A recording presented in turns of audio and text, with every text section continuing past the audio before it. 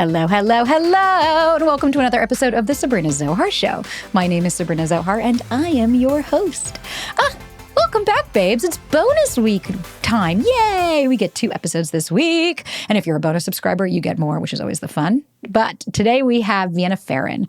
And so she is the master behind Mindful MFT. She is a marriage and family therapist. I love, love, love her work. She has a new book out called The Origins of You. And today we are talking about abandonment, rejection, and the origin story. Because I get it. It's confusing. A lot of people will be like, I don't get it. I had a perfect childhood. And it's like, it's not about it being perfect or not. It's about understanding where we learned behavior from. You could have 2 incredible parents, but that doesn't necessarily mean that they taught you what you need to know in order to satisfy your needs and function as an adult in relationships sometimes. And that is okay. And I'm so excited with Vienna because we really explore that. We talk about it. We really dive on in to give you guys more clarity and understanding of where these deep rejection and abandonment wounds truly do come from. So I'm so excited. Guys, thank you as always for supporting the show. The name change, it took a toll on me personally, like anything else, right? It's an ending. And so we have to process and allow our feelings, but we're back in. And all I ask is, please share this with your friends. 53% of podcast growth comes from word of mouth. So by reposting it on Insta, tagging us, following along, like all free things, just sending your friend the link and saying, hey, I think you should listen, means the fucking world. It allows me to show up for you guys consistently and keep the show going. So guys, please don't forget to support our sponsors. I get it. Some of you guys don't listen to podcasts. Ads are very, very common on them because they help us keep the show going. And as a thank you, we support them. And they are all brands that I work with. They are all brands I personally use. I do not ever do ads with brands that I don't personally love because I want to make sure you guys have an incredible and great experience as well and actually get things that will genuinely help you. So please don't forget to support the sponsors if it's something that resonates with you. And as always, guys, if you need anything, everything's in the link in show notes. You can work one-on-one, you can ask a question, download some free guides. You can join the course, right? So we have the foundation course, which is an 8-week self-guided course that really helps. I mean, we've had incredible results and people are really loving it because it really makes you understand more about you, your dating patterns, your limiting beliefs, all of those aspects. And then of course, the breakup course. It's a nice 3-week intensive based on neuroscience of things that you genuinely need in order to move through the breakup. But of course, like anything else, the work starts and stops with us. So it's really what we do with this material as opposed to it being the material that is going to change your life. But we're here to support you guys. As always, if you need anything, please don't forget. And if you bundle them together, you save some loot if you need both courses. And if not, that's totally cool. You choose you and do you. But guys, we're here to support and I love you. Thank you for everything. Thank you for showing up as you and allowing me to show up as me so that we can do the fucking work together. I love it. And guys, without further ado, let's get right on into it, shall we? Hello, Vienna. Welcome to the Sabrina Zohar Show. I am so honored to have you on. So excited to be here. Oh, here we go. Miss Vienna. Here we go. We're gonna make this happen. Yeah, I know. And here's the funny thing for the followers. Like I lift the veil quite often. Vienna and I recorded our original episode literally as the moment I got the cease and desist and put my phone down and then had to be on camera. And so we decided collectively we wanted a much better experience. And so I am honored to have you back and I am just so excited. And for anyone who doesn't know you, could you please just introduce yourself and share us a little about you, the book, just everything about who Vienna is? Yeah, of course. Well, I'm excited to be here. I'm so glad that we were both like, LOL, we should definitely record this because that was a moment. So happy to be back. Happy to listen. You're like my last on the calendar. I'm about to head off on maternity leave. So we're gonna bring it today. I feel like that's the moment for us is like, we had the issue on your end and now I'm going all out. So I am, hi everyone. I am a licensed marriage and family therapist in New York. I have been working with individuals, couples, and families within the context of relationships for a long time now, probably about 17 years. And my work is really about understanding the family origin, the family system that we grow up in. I obviously understand and believe that there are other influences, things that affect us along the way, but my work is really looking at how we grew up, those people around us, and how that really just sets the framework, foundation, and trajectory of our lives. people come into therapy, obviously, with something that's going on in their lives, usually present day. Some folks will come in and say, there's something I need to resolve from the past. But a lot of times people are coming in with something that's happening right now, and that's what they want to address. And so when you're like, okay, we got to go back and we got to talk about your family, that's like, wait a second. I don't know if I want to do that. And what I have found over all these years of, 25,000 plus hours of working with clients face to face is that the unresolved pain in our lives is going to grab for our attention in, sometimes obvious, sometimes subtle ways.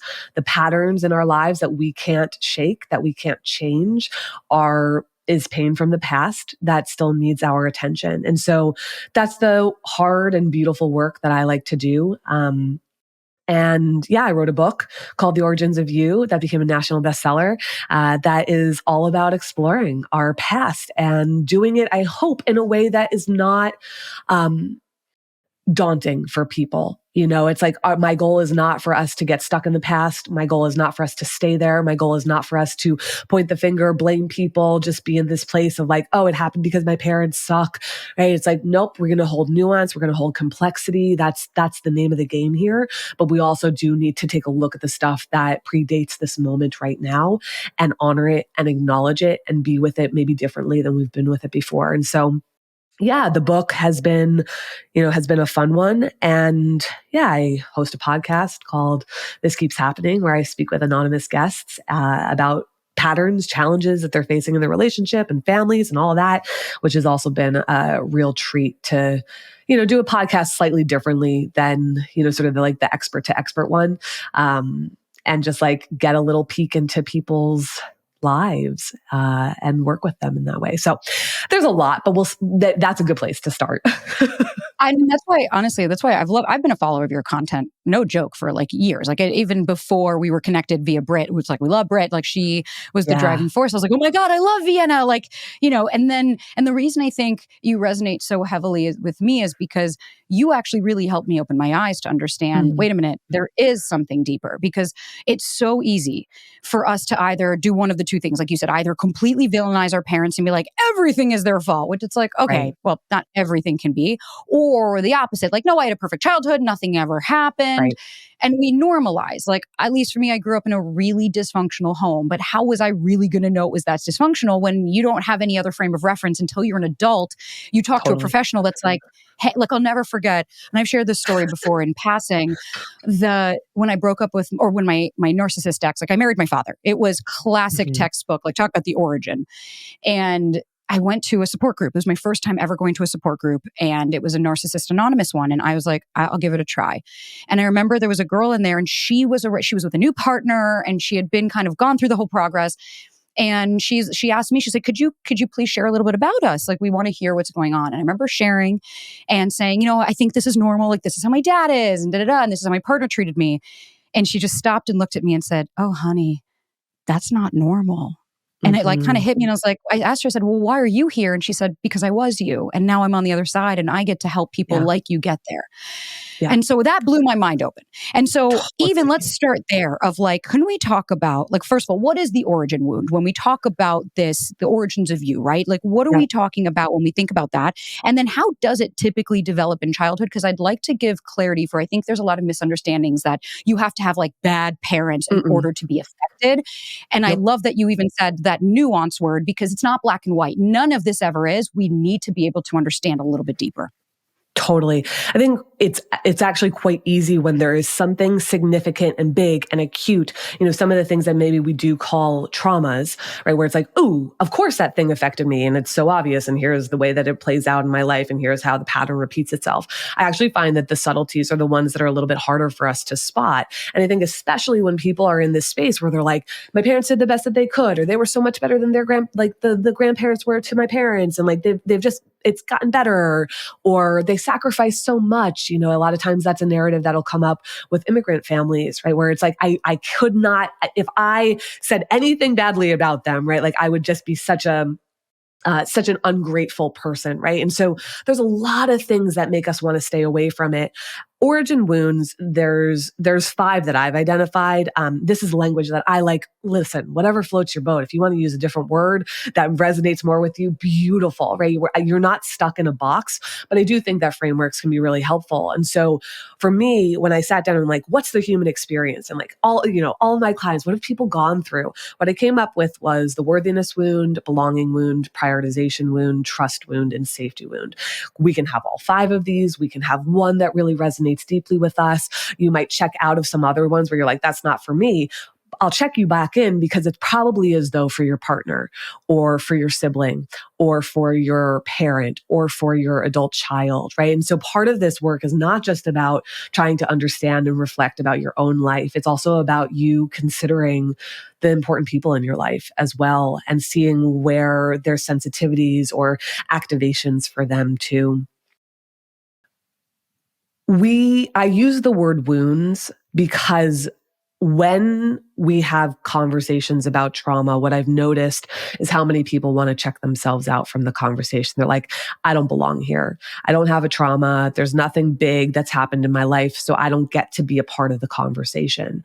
And it's very important for me that everybody gets to be a part of this conversation.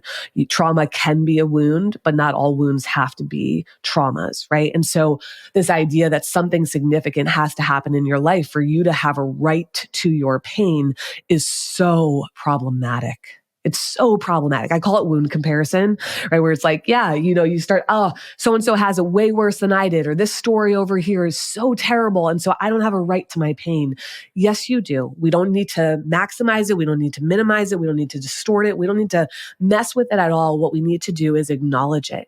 So there's one story that I share. It's a client, his alias in the book, Andre.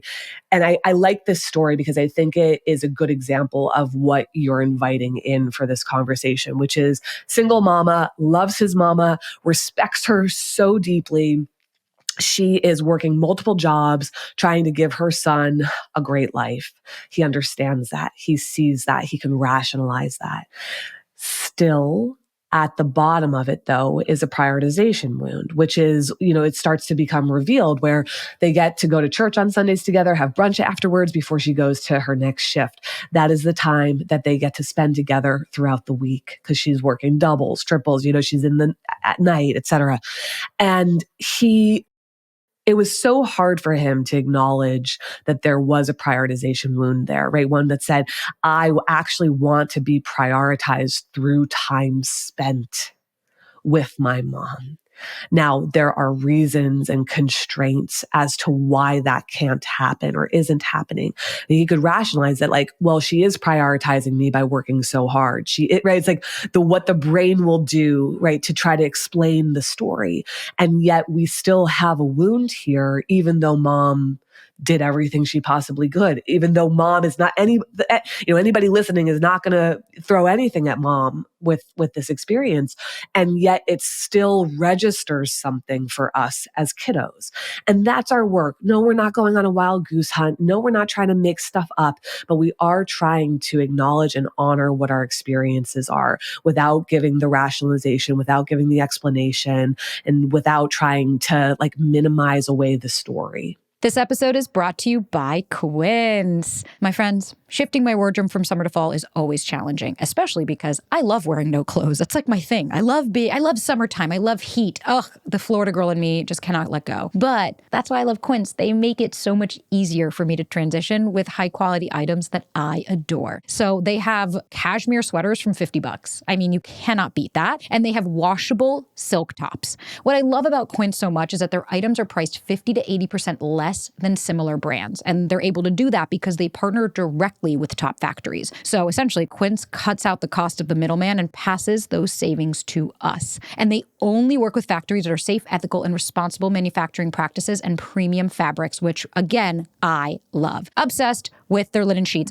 I will probably die in these linen sheets. I want to be buried in them. I want to be wrapped in them. I want to be cocooned in them. They're perfect for around the year. But I love it because like Tech Guy and I just got amazing leather jackets for $160. Like You just cannot beat the pricing and the quality that Quince offers. Not to mention, they give 365-day returns. Yeah, let that one sit in. So guys, make switching seasons a breeze with Quince's high-quality closet essentials. So if you go to quince.com/Sabrina, you get free shipping on your order and 365-day returns. Ugh, my babes, there's nothing better for us folks that cannot make decisions, right, than a good amount of time in order to do so. So again, that's Quince, QUINCE.com/Sabrina to get free shipping and 365-day returns. So again, guys, that's quince.com/Sabrina. 100, right? That so beautifully and succinctly put. And I think what you're really describing too is like being able to hold those two conflicting truths. Like for me, I love my mother. When I say I'd put myself on fire for her, I love this woman more than probably anything. Like she is my rock. But there's the but. Growing up, immigrant woman, had nothing, grew up with nothing, had really tough childhood, and she completely disassociated. So as a mother, she was never really present for us. And so when we'd express to her and say, she would say, but I was always there. And I'm like, Mom, did you ever make eye contact? And then it hit her and she's like, oh my God, I didn't know. It's not about, I have to make my parents so bad to validate my experience. But I think we do. And I don't know if you experience this, like sometimes I'll definitely have it where when you make the connection for people, they almost want to minimize it of like, come on, like, is that it? Really? I go there? And it's like, yeah, it's okay to stop and be like, holy shit. Like I had one client I'll never forget. And she said growing up, like kind of similar to what you were talking about, she was like, I don't know where I get this anxiety from. And I said, we're trailing back. And I was asked her something about her father. And she was like, I said, do you ever remember feeling this? And she instantly stopped and goes, oh my God, I remember as a kid, my dad would go into the office and lock himself into the office. And I'd scream and cry and bang on the door for him to let me in. And he wouldn't let me in. And she was like, and now as an adult, I understand he was working. He literally was on calls. He could not deal with a toddler. But it's like, was there another caregiver that came up to remove her and explain? No, it doesn't mean that there's something wrong with your parents. It just really means that we need to understand, where did you learn as a child who, as an adult, I can't even comprehend certain things, let alone as like a 2-year-old with like a frittata brain. But I was curious. I don't know that you ever have. Have you ever met anybody that didn't have one of those wounds? Like even the most secure person, is it possible? Okay. No. And then, I mean, if you're out there, present yourself, but it's like, no, right? It's because it's the human experience. Right? There are people who have obviously stories that are heartbreaking to any of us. And then other people who will say, and where it's true that they had fantastic parents and fantastic caregivers. But even in that fantastic parent, fantastic caregiver experience, right, is still the human experience, which is that we are flawed. We let them, that we say the wrong things as parents. It happens. And there is something that is going to shift a trajectory in terms of how we relate to our own sense of worth and value in the world, how we relate to our sense of belonging, how we relate to our sense of feeling important to the important people in our lives, whether we can trust people, whether we feel safe or secure in the world. And so, no, I have not come across that person yet. But people will try. I'm sure. Oh, yeah, same. No. No, when we're talking, because I think a big thing, like I love the wounds that you had described. And I think for most people, what they really, like what I think the verbiage that we use more often than not is like abandonment. I'm scared of rejection. Where do really those fall in as far as when we're thinking about these wounds? Because I don't think people really understand that abandonment and rejection fear, it starts early. This isn't just, I get it all the time. No, it's because of my high school boyfriend or my college sweetheart broke my heart. That's why I'm scared of being abandoned. How do those fall in when we're thinking about those core wounds? Yeah. What is maybe brilliant and also complicated about wounds is that our stories are about the way that we internalize them, not about like, oh, you're going to have this experience in life and it's going to fall into this bucket. You and I could have had the same experience, and then the way that we internalize it in terms of the wound might be a little bit different. So, for example, when we are talking about abandonments and rejections, we could fall into the worthiness category. Certainly, we can fall into the belonging category. Certainly, and let's get a little bit more specific. So, if we had the experience of conditional love, which is really common in the worthiness wound, meaning, okay, if you get straight A's, if you are a star athlete, if you are the comic relief in your home, right? You get love and connection and attachment and presence and calm and all of those things, the things that you want, right? But if you're not performing, if you're not succeeding in that way, if you're not pleasing in that way, then you don't get as much attention, or you don't get as much praise, or dad is shut off, or mom is more depressed, right? You start to notice these differences. What's happening there, it's saying, is the condition for love, the condition for connection, the condition for presence is dependent upon how you show up in the world. And if you're not doing that, maybe there is an experience of rejection. Maybe there is an experience of abandonment. I think when we talk about abandonment, a lot of times people think of it in the most sort of like obvious and acute ways. You left me, you left our family. Abandonments happen in lots of different ways, right? The abandonment of your authentic self, let's say, right? When we talk about belonging, right? So much of that at the beginning, Gabor Mate talks about this, right? Is like that are these two lifelines, our attachment and authenticity. And as a kiddo, if one is going to be threatened, right? If like attachment is going to be threatened, we will get rid of authenticity in a heartbeat, because attachment is our lifeline, quite literally. And so this idea that, okay, I have to betray myself, I have to lose parts of myself, right? I have to reject something within me because it's also being rejected by someone else who's not able to tolerate our differences, or who doesn't know how to be with, this part of me that is presenting, be a little bit more this, be a little less that, right? Like those types of things are rejections and abandonments of the self as well. So again, if we get caught in this space of, I have to look for when my dad left our family at 4 years old and never turned around, and you can't find that thing, then that might be really confusing to you. But if you can start to be again in more of that nuance of, where did I have to leave myself, or where did the adults leave me, even if it's just emotional. Maybe it's not a physical, right? But if it's just an emotional leaving, or a requirement that I had to be someone other than who I am in order to fit the bill, or in order to be part of the family, right? Those are the things that are going to lay the foundation for the rejection of self, or the abandonment of self. Oh, I self-abandoned so hard when I dated, and I didn't even realize what I was doing. And Yeah. that's why we're even talking, like, it all comes full circle. We are kidding ourselves if you don't think that your dating experiences are also going to mimic these earlier aspects. And like, one thing I personally love to do, and like, I just not like I invented this, but like something that works for me is, like, for instance, when I got like the second, when I first got the cease and desist, that was just shocking. But the second like letter, like when you try to go back and be like, okay, let's like square this away, and Right.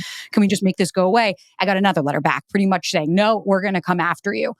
And in that moment, I literally broke down. And when I started to explore it, the first thing I really was like, no, what are the sensations? What's happening in your body? Because Mm-hmm. on paper, seeing, okay, you're about to lose this, I wasn't gonna be, oh yeah, that's like when my dad left. It's like, that's not the direct correlation. That wasn't the experience I was having.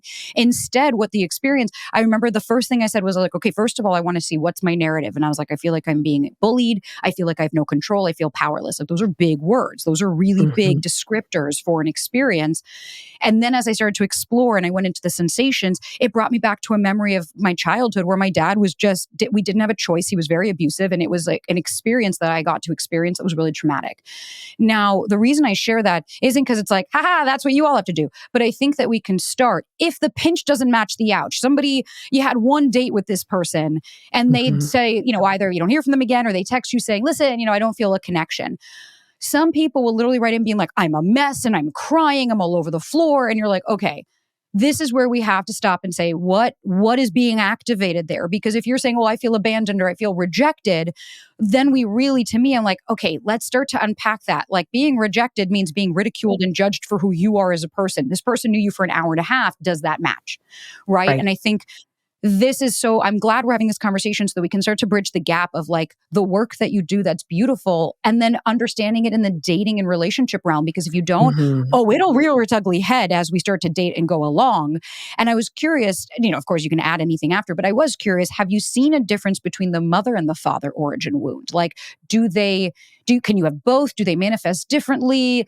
Things like, I would be curious to see more the dynamic of those kind of, and how that impacts us in our relationships and growing up. You can absolutely have both. And I also think that a lot of times we might put more marbles in one with the person that feels really obvious to us. And and we don't have to go too far down this hole, but I think one of the things that I remember being struck by in this work was when people are like, oh, this is the parent who created the pain. Like so clear, so obvious. And what would happen in our therapeutic work is that is true. There is maybe that was the experience, but what would come out later is actually how much irresolution was with the other adult, whether it was their parent or caregiver, whomever, where that was the person that they were like, oh, this person never did X, Y, Z. But what they didn't do is actually where the pain often is, right? You didn't step in. You weren't able to stand up to this other adult. You didn't have my back. And that there's so much irresolution around that. And so, yeah, I think a lot of times we'll get caught in this like, okay, I definitely, whatever, even when you said I married my father and this like really classic, like the pattern was so obvious.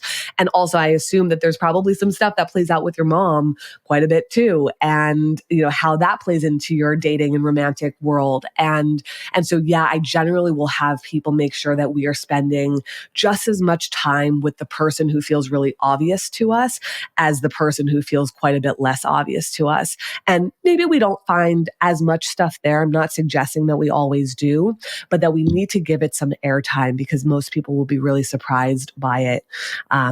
So yeah, it could be both. And sometimes it could be the person you least expect. This episode is sponsored by BetterHelp. You guys hear me talk all the time about what are your non-negotiables, right? What are your boundaries and non-negotiables? But let's also talk about what your self-care non-negotiables are, right? Do you maybe never skip leg day? But what about therapy? I get it. Your schedule is packed with kids' activities, projects, all of these different aspects, different things that are coming on. But what about you? Who's taking care of you? And now BetterHelp can actually help you to show up in a way that maybe you weren't able to for a long time. And the reason I love BetterHelp is because you go on, you take a quiz, you learn a little bit more about you and what it is that you're looking for in a therapist, and then you get to choose from a list of different therapists that they have that are beneficial to you. So for me, my first therapist, I loved her because we did meditation and we did a lot of CBT. And then I had my next practitioner, she was a DBT practitioner. And so I learned a lot about future you and different techniques that I can implement. And now my current practitioner and I were doing inner child work. So there really is something for everyone. And what I love even more is that you can message your therapist in between sessions. So if you feel like you need them, you are not alone. You can message them at any time and they'll get back to you at their earliest convenience. And it allows you to also track your thoughts and see kind of where you are and where you've gone and where you're going. That's what I love about it. So guys, never skip therapy day with BetterHelp. So visit betterhelp.com/Sabrina today to get 10% off your first month. So that's BetterHelp, HELP.com/Sabrina.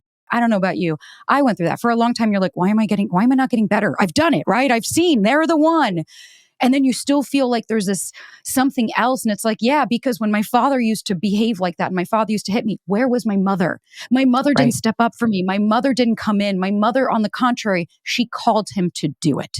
Mm-hmm. And so it's like, you feel the pain, you feel that hurt. And again, it's okay to be like, wow, there was a little girl in there that needed to be validated that, yeah, you were let down by both your caregivers. It's really beautiful. I had this experience. I actually had a conversation with my mom this past year. And, one of the things that I've talked openly about before I grew up, I'm an only child. My parents went through a 9-year divorce process, which was the longest in the history of New Jersey at the time. It was just like this drawn out, highly conflictual experience. And my dad was this master manipulator, gaslighter. It was psychologically abusive towards my mom. It wasn't directed at me, but I was the observer of it. And there's a skill set I gained from being the observer of this, which has made me a good therapist, and I don't miss a beat and I don't forget things. But my mom was someone who, it was really crazy making for her. She could not follow what it is that he was doing. He could always be right. He was masterful in it. And this past year, I remember saying to her, I was like, I held so much anger towards you for not being able to keep up with him. And surprisingly, she said, I know. I remember her responding to me. I was like, you do? Like, you know that's why I was angry with you as a kid and like why I, rebelled and was so, it was like, I was so, and I didn't know it at the time, but I was so angry that she could not, as the adult in the system hang with him, that I had to be the one to hang, that I had to be the one to track it and trace it and follow it and be so in and on, because that wasn't the role, obviously, that I needed to be in as a kid. Now, is it a skill set that I have at this point in my life? Sure. Where did it get birthed from? Yeah, my pain. But it was so powerful to be able to say that to her, and for us to also have that moment where she said, I know. And I'm sorry that I didn't know how to stand in that, right? That my brain did not operate that way, right? That there was so much, abuse that was really happening there, that it disconnected her from, any sense of reality and truth. But Yeah, and sounds like, similar to what you were just describing, right? It's like naming it, expressing it, having that conversation, and how healing that can be.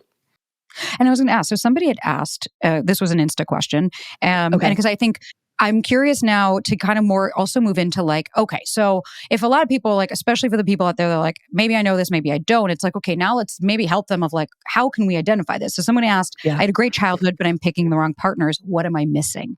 And I think it would be, I'd love to hear your thoughts on like, where do we even start? If you see a pattern that you're like, I'm dating all the wrong people, but Hmm. and especially when you have like a great childhood, it's like, how can somebody start to do this without like fucking also rocking their world and being like, what? And going through this identity Hmm. crisis. Yeah. And listen, like the truth is probably that you did have a great childhood, that there's a lot of really beautiful parts there, and that there's also something that maybe hasn't been totally acknowledged or identified. I would generally encourage people to see, okay, is there any pattern, or is there anything that we can pull from the types of people that you continue to date?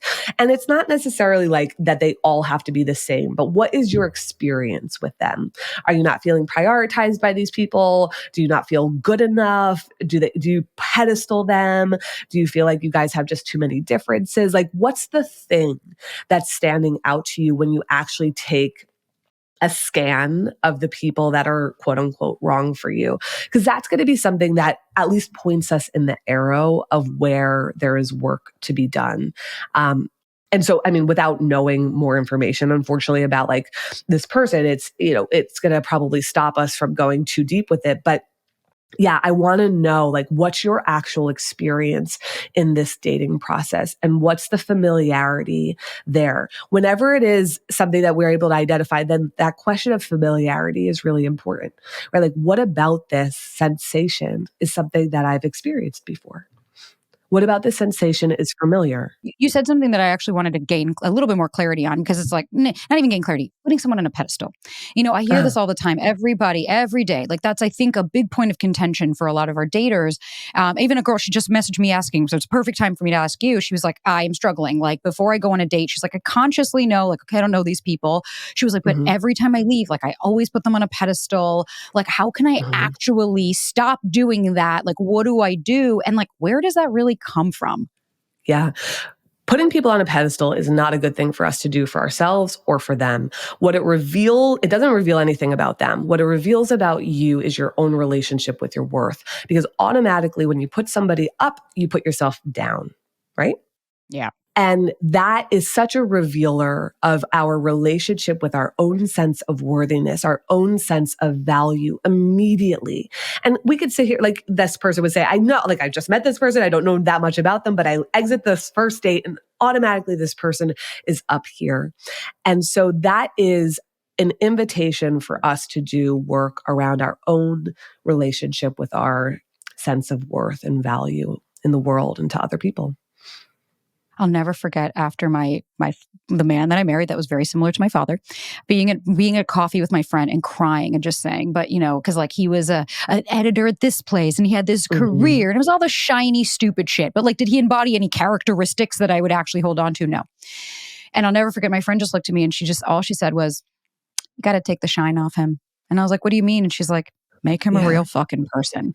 And I Mhm. didn't understand that. And I was like, right. And it's not about villainizing. It's not about like, well, I'm good, they're bad, right? Like that No. polarizing.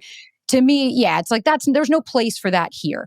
But what I had to start doing was like, okay, kind of to your point, okay, how did I feel when I was with him? I didn't Mm-hmm. feel great, or like I would constantly notice where I'd be like, everything was my fault or I'm the problem. And it's like, okay, well, wait a minute. Is there fact to back up that I'm 100% this problem? No one person can be responsible for Mm-hmm. everything because it takes two to tango in a consensual relationship. And so even just being able to stop and go, okay, but he's so thoughtful. Great. Give me 5 examples of him being thoughtful. And then I had to Mm-hmm. stop and I was like, I don't have one. I don't have one fucking way to describe this person. And then Mm-hmm. I started to realize I'm thoughtful. Like it's me who does a lot of this stuff.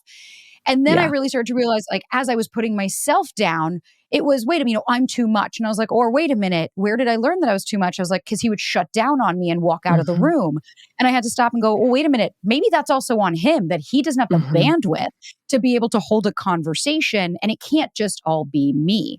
And so, Right. at least for me, like, I found making them a real person is the first way, because then also we have to look at, like, what is the narrative we're holding on to these people? And Mm-hmm. then also, if it's, I hope they'll change, like, is that the same thing you hoped with your parents? Like, that's my number one thing. I'm like, how'd that work? Right. Right. I mean, you want to ask the question of like, what is the function of believing this thing? What's the function of putting you on a pedestal? Right. What is it like, even when it's not functional, right? Like our Yeah. behaviors serve something, even if it means it keeps us stuck, right? Even if like, oh, the function of making you shiny is that I then never have a reason to leave.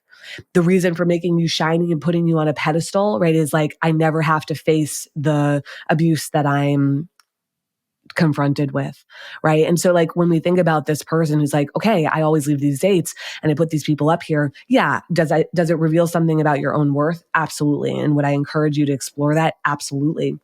But also like, what does it mean? What does it serve when you do put somebody there?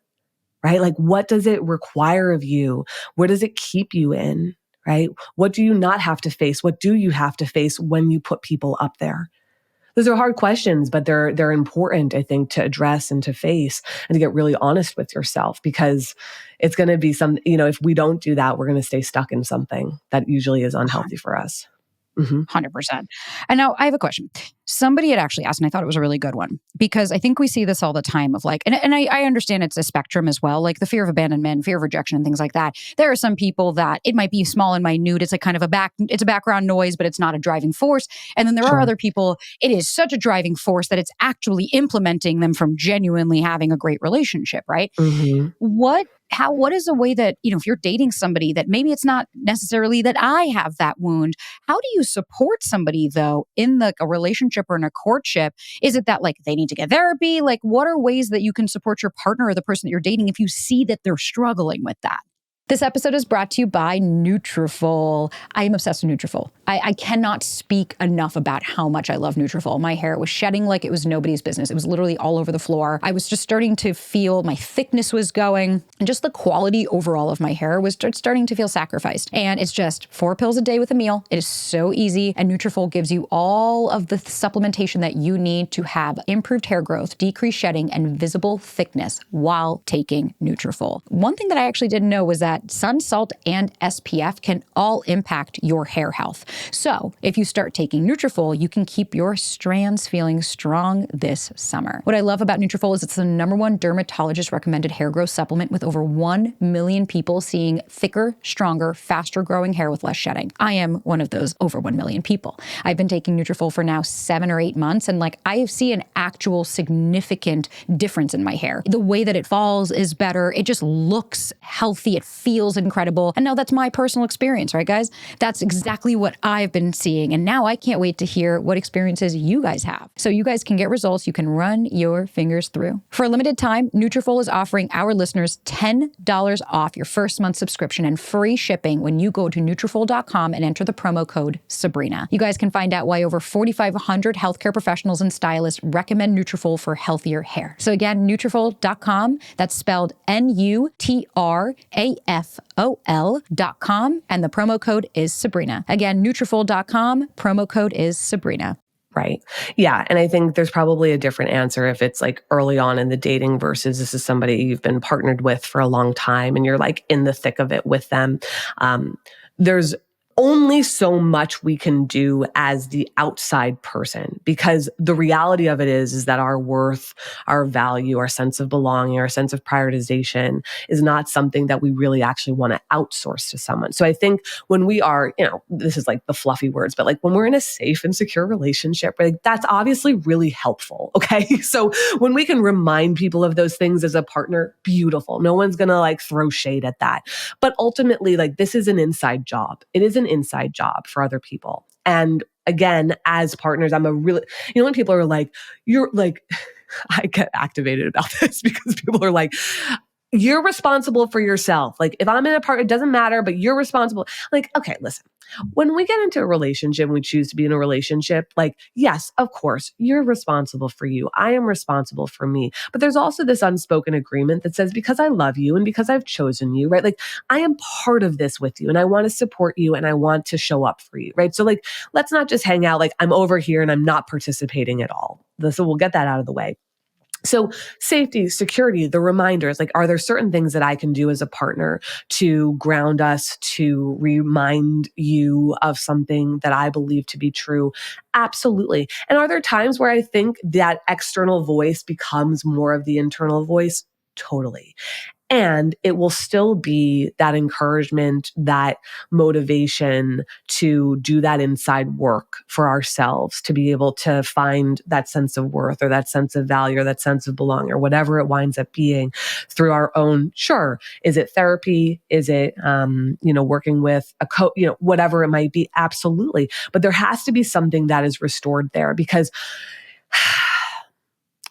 no matter how much somebody else tells you the thing, if you don't believe it, it's just going to get knocked away, And like, again, you have like therapists will tell your dear friends will tell you, it's like you'll hear this stuff, but if there is something inside of you that is bigger than that, it will reject it and it will toss it away. And so we're having to deal with the thing that wants to reject this new story, this new narrative, this new concept that no, in fact, you are good enough. Look at all the proof. I love you. I'm here with you. I'm staying with you. I see you differently. All of that is great. But if you don't believe it, if there is something within you that is bigger and more powerful than that, which it often is, then you're going to find ways to knock it away. And so there has to be this work around the resolution. And for me, and this is not quick work. This is not something that follow these 4 steps and then you arrive at this place, right? But when there is a story, an origin story around why we struggle with this thing, and no matter how many of our trusted partners and confidants and friends tell us something alternative to the story that we tell ourselves, when we can't accept it, right? It's letting us know that it is, tried and true in there. And that's the work of being able to not just identify where the pain is, but to also bear witness to it, to also grieve alongside of it. Like there is a process of, there's like somatic work that really needs to happen with how much that pain from the past is still controlling our lives today. We're not in the driver's seat. It is in the driver's seat. And even all of these people who love us and adore us and respect us and see us so differently than the way that we see ourselves, when that doesn't crack through, it's letting us know how strong that pain actually is and how much witnessing, how much grieving is actually required for it to move. I am a big believer that our witnessing work and our grief work is the thing that allows for change to happen. I always say that healing, I know it's a buzzword and gets thrown around a lot, but to me, what it looks like is going from survival to going to choice. And to be able to choose differently in a moment is oh my gosh, it's such a profound moment in our lives for anyone who has ever experienced it. I know firsthand for me, I was like, wow. Like, for me, it was something as simple as saying that I was affected when I was affected, as opposed to pretending like I was fine. I was the I'm fine girl for a very long time. And to be able to say, you're like, yeah, we see each other. And it's like, oh, I'm not fine. I don't feel respected here. To get those words out of my mouth was so significant, was such a profound moment, right? And there was choice in that. I no longer needed to survive through this moment, but the way to get to choice, which I call the pivot, but with the way to get to choice, right, is through grieving and witnessing and really spending some time with the pain and with the wound. And so a lot of times people want, and you were sort of alluding to this before, like we'll have people who are like, I know where the pain came from. I can connect those dots. I know where the wound is. I know the origin story. Why can't I just now choose differently? You haven't grieved enough. You haven't witnessed enough. When stuck, grieve more. When you can't create the changes that you want to see for your life, for your relationships, in your dating world, it means that you haven't spent enough time witnessing your pain and grieving it. Man, and that's, that but that's the part that we have to pull back into, because listen, people will be like, I'm not an idiot. I'm like, I know. Exactly. I'm not lazy. I'm like, I know it's not about that. No, you're not. Right. So it's not about you just identifying something and then be like, do I really have to grieve? Yeah, you do. Yeah. Do I really have to feel? Yeah, you do. You cannot skip over that part and just choose differently. Hate to be the bearer of bad news, but also the invitation to say that if you're someone who's like, I know all the things and I've identified all the things and I know where it came from and I'm still doing this stuff. Okay, then I think my answer to you is that you've probably not grieved and witnessed enough. And that might be a confronting thing to do, but what a beautiful way to have an answer to something, to say, okay, we've got to feel. We've got to feel. And we don't have to lose ourselves in the feeling, but you have got to feel. You have to see this pain. You have to acknowledge it. Right. And whatever that natural expression of emotion is when you actually do the witnessing, that is your grieving. And when you do that, it loosens its grip on you. Pain loosens its grip on you. I always say patterns are pain's way of grabbing for your attention. And if they could speak, they wouldn't say, I'm here to ruin your life and I'm here to cynically clap my hands together and destroy you. Right? I just want you to acknowledge and honor and feel and experience me. And when you do that, I will loosen my grip on you.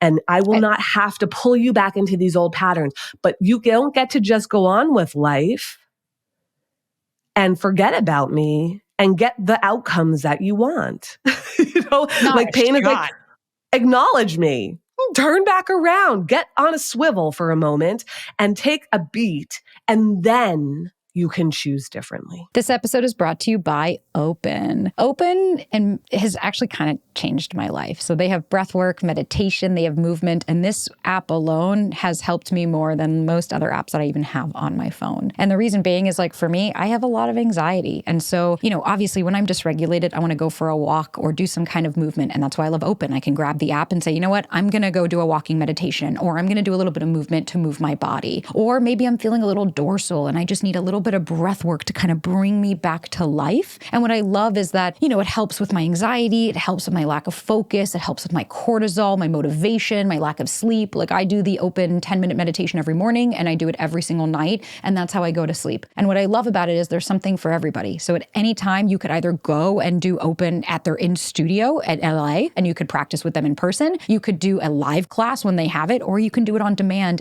anytime you need it. And the best part is you get to be part of a badass community of people doing it together and people that are committed to their personal growth. So guys, join me on the Open app and get 30 days free by visiting withopen.com/Sabrina. Again, that is 30 days free by visiting withopen.com/Sabrina. I can't wait to see you guys on the mat with me. Oh, it was beautifully said. I mean, even I remember when I went through even the cease and desist situation, I allowed myself to feel for weeks. It's been 5 weeks. And I'm still feeling and I'm mourning. And every day I allow myself, I'm not going to shame myself, because for me personally, similar to your experience of being able to express, for me, even just being able to feel my emotions is something I was never. We were told, you are not allowed to do that. That's going to lose the connection. And so for me, I was scared to open up to my partner because I'm like, oh God, am I going to lose the connection? And on the contrary, it was so healing because he held space and he just stayed with me and just let me literally scream in a way. He's like, I've never heard you make noises like that. And that is A-okay. And what you described so beautifully, which debunks this one saying that fucking drives me insane that I hear all over the goddamn internet. Maybe you know, maybe you don't. If he wanted to, he would.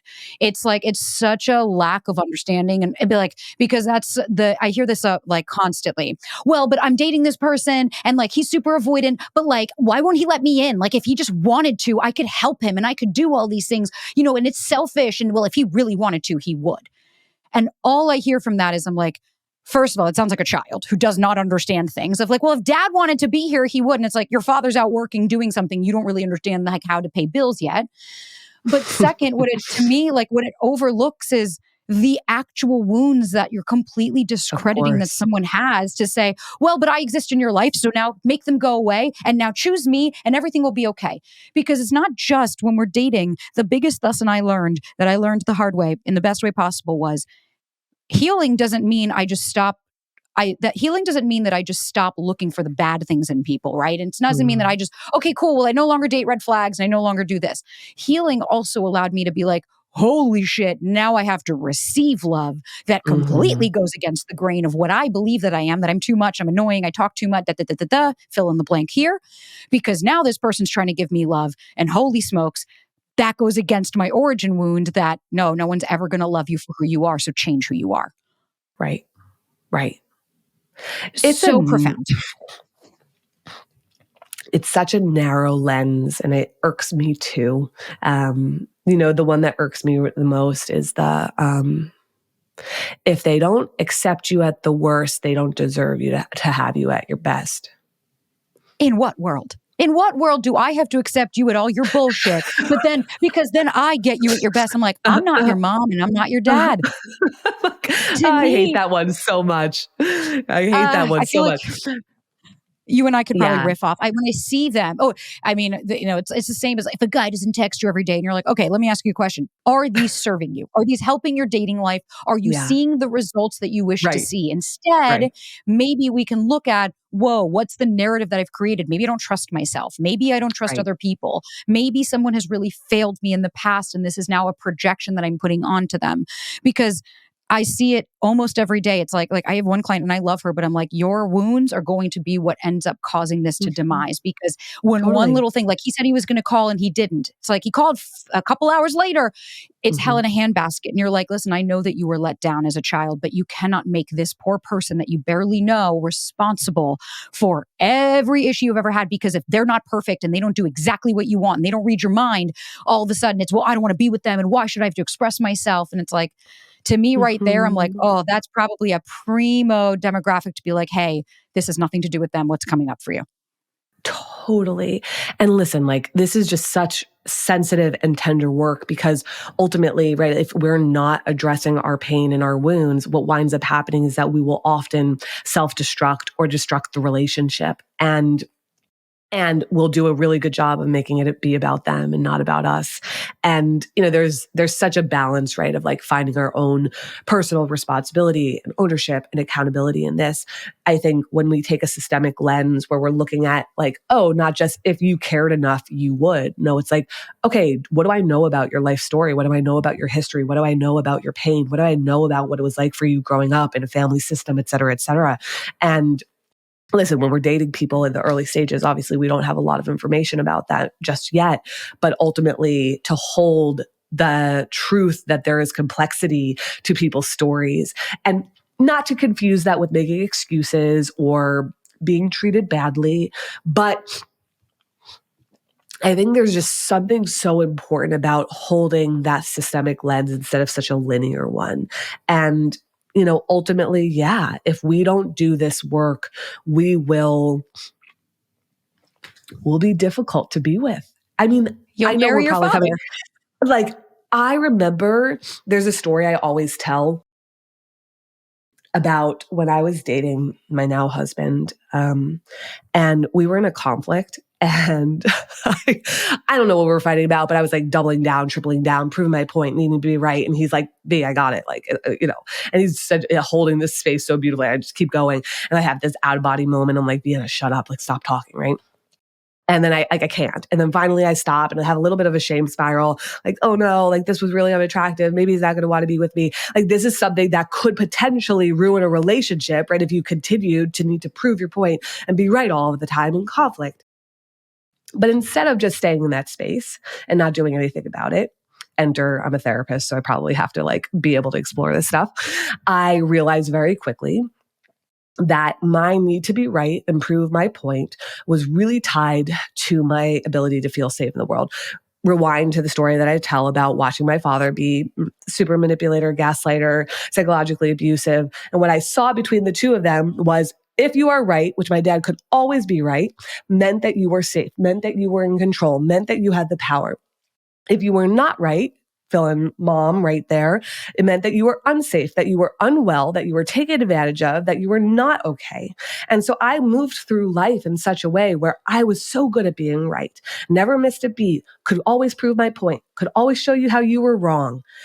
And it was self-protective, but it's also a destroyer of relationships. Like ultimately, like you can't keep doing that with the people that you love or care about and not have it destroy something. And so I share that because, again, what you and I are talking about is moving from linear to systemic. It's about seeing the whole and understanding these parts, because if you don't address your pain and your wounds, they are going to come out and they are going to destroy and they're going to pick and they're going to do and they're going to like that stuff will happen. And it will happen for them too. But we're talking about you right now. And so your job is to be reflective about these things. Your job is to look at the behaviors that you engage in that are difficult, that people complain about. Where have you been criticized? Where have you been complained about? I know that's a hard thing to reflect on, but it is so important and so valuable for us to do that. And then to have gentleness and compassion for the self, because those behaviors are always self-protective, always, always, always self-protective. But we need to be in relationship with them differently, because in their effort to be self-protective, they will be relationally destructive. 100%. That was beautifully said. And the moral of that story is like, you can hold yourself accountable and still have compassion and love. Like, it doesn't mean that it needs to be berating of like, oh my God, V, you're such a fucking idiot. Why would you do that? Right. Oh my God. It's like, no. There's no space. We don't need to add in the narrative and the judgment in the story. But it is true. Like somebody had asked and she wrote in saying like, my partner says I'm all of these things. And it was a list. And I was like, listen, I'm not going to discredit either of you. I'm not going to say, oh my God, he's being too hard on you. And at the same time, I'm not going to say it's all you. I was like, can we find a balance that, one, maybe you guys aren't compatible, but second of all, it's like, is this person bringing something that feels like validity to you? Like you said, if your husband was like, I love you, but like, this is really tough for me. Mm-hmm. It's not about like, well, why should I have to change? It's like, no, hey, you know what? Maybe that is a really good point. I do this. Can I explain to you where that comes from? And thank you for listening. Now I can actually maybe do something and support myself in a different way. I think it's such a beautiful and healing way. And also how amazing it is to bring you as a couple together. So Vienna, thank you for sharing all of your fucking wisdom. I can't wait. We'll have you on for part 2 once the baby is popped out and through. But for anyone, where can they find you? We'll have everything linked in the show notes, but where can people find you and, read the book and all that? Yeah, the easiest place is Instagram. Mindful MFT is in marriage family therapy. Like all the things that I ever have going on are in the link in bio there. There's not a whole lot going on right now as I enter into baby portal and, no new offerings, none of that. But yeah, if what we're talking about resonates, obviously the most supportive thing that people could ever do is just pick up a copy of the book and dive into this work. And I'm excited for people to do that and see where it leads them and where moving from survival to choice, what that changes in their lives. So I'm so grateful to have had this conversation with you and to be on the show. And yeah, can't wait for round 2 or round 3, but round 2, that'll go live. Right. The 2.0 / the 3.0. But thank you again. Exactly. And I'm so excited. Thanks.